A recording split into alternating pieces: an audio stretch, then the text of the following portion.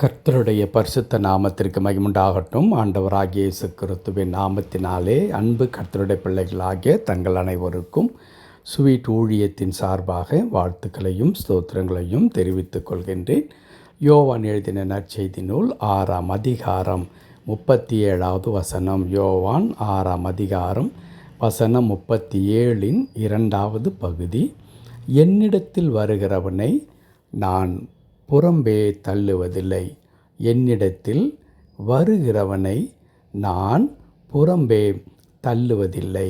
என் அன்பு கடவுளுடைய பிள்ளைகளே, நம்முடைய ஆண்டவர் தம்மை தேடி வருகிறவர்களுக்கு ஒரு அற்புதமான உத்தரவாதத்தை ஆண்டவர் தருகிறார். அது என்ன உத்தரவாதம்? என்னிடத்தில் யார் வந்தாலும் அவர்களை நான் வெறுத்து ஒதுக்குவதோ அல்லது நீ என்னிடத்தில் வருவதற்கு உனக்கு எந்த விதமான தார்மீக உரிமை இல்லை, நான் உன்னை ஏற்றுக்கொள்ள மாட்டேன் என்று ஆண்டவர் எந்த சூழ்நிலையிலும் சொல்ல மாட்டேன் என்று இங்கே உறுதி அளிக்கின்றார். பல நேரங்களில் கடவுளுடைய பிள்ளைகள் மனிதர்களை தேடி போகிற வண்ணமாகவே நம்முடைய ஆண்டவரை தேடி போவதாக எண்ணுகின்றார்கள். மனிதர்கள் நம்மை எல்லா சூழ்நிலையிலும் ஏற்றுக்கொள்ளுகிறவர்கள் அல்லவே அல்ல. நாம் ஒரு தேவையோடு கூட செல்லும் பொழுது அல்லது ஒரு காரியத்தை எதிர்பார்த்து செல்லும் பொழுது அவர்களுடைய சூழ்நிலை எப்படி இருக்கும் என்று நமக்கு தெரியாது. ஆகவே அவர்கள் நம்மை ஏற்றுக்கொள்ளவும் செய்யலாம், நம்மை நிராகரிக்கவும் செய்யலாம். ஆனால் கடவுள் அப்படி அல்ல. அவர் அற்புதமான ஒரு வாக்குத்தத்தத்தை நமக்கு தருகின்றார். அது என்ன? என்னிடத்தில் வருகிறவனை நான் புறம்பே தள்ளுவதில்லை. எந்த சூழ்நிலையிலும் எந்த ஒரு நபரையும் ஆண்டவர் வெறுத்து ஒதுக்குகின்ற கடவுள் அல்லவே அல்ல. அன்பு கடவுளுடைய பிள்ளைகளை, இயேசு கிறிஸ்துவனுடைய அந்த வாழ்க்கை இந்த உலகத்தில் இருந்ததே அந்த நாட்களை, குறிப்பாக அவருடைய ஊழியத்திற்கென்று வெளியே வந்தார் அல்லவா, அந்த 3.5 ஆண்டுகள் அதில் நிகழ்ந்த ஒவ்வொரு காரியத்தையும் நாம் பார்க்க முடியும். ஒருவரையும் ஆண்டவராகிய இயேசு கிறிஸ்து கடிந்து கொள்ளவே இல்லை. தன்னை கொல்ல வருகிறார்கள், தன்னை சிறைப்பிடிக்க வருகிறார்கள் என்று நன்றாக தெரியும். தன்னிடத்தில் குற்றம் கண்டுபிடிக்க வருகிறார்கள் என்று நன்றாக தெரியும். அப்படி இருந்தும் கூட அவர்களை வெறுத்து ஒதுக்கினதாக நாம் எந்த இடத்திலும் நாம் வாசிக்கவே முடியாது. யாரெல்லாம் தேவையோடு கூட வந்தார்களோ அவர்கள் மீது ஆண்டவர் மனதுருகினார் என்று எழுதியிருக்கிறது. நீ என்னிடத்தில் வருகிறாயே, உனக்கு என்ன தகுதி இருக்கிறது? ஏன் என்னிடத்தில் வருகின்றாய்? என்னிடத்தில் உன்னை வரச் சொன்னது யார் என்றெல்லாம் ஒரு கேள்வியும் ஆண்டவர் கேட்கவில்லை.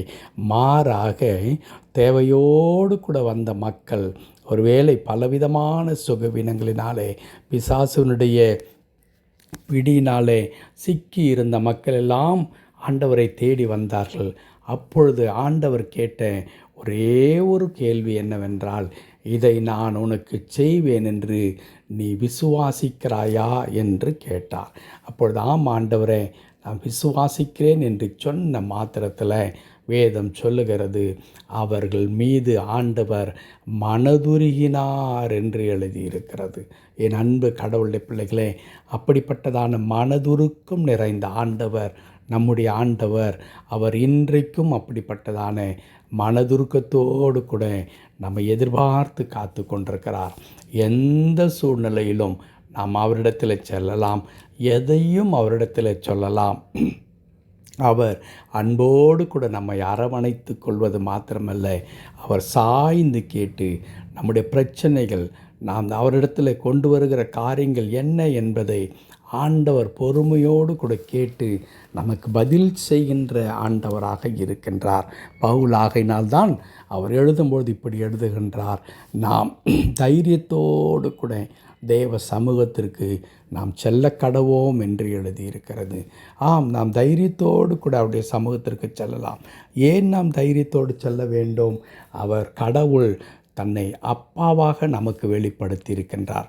குமாரனாகிய இயேசு கிறிஸ்துவின் மரணத்தின் வாயிலாக, அவர் சிந்தின இரத்தத்தின் வாயிலாக கடவுளை நாம் அப்பாவாக நாம் பார்க்கக்கூடிய அந்த அற்புதமான ஒரு உறவை நமக்கு கொடுத்திருக்கின்றார்.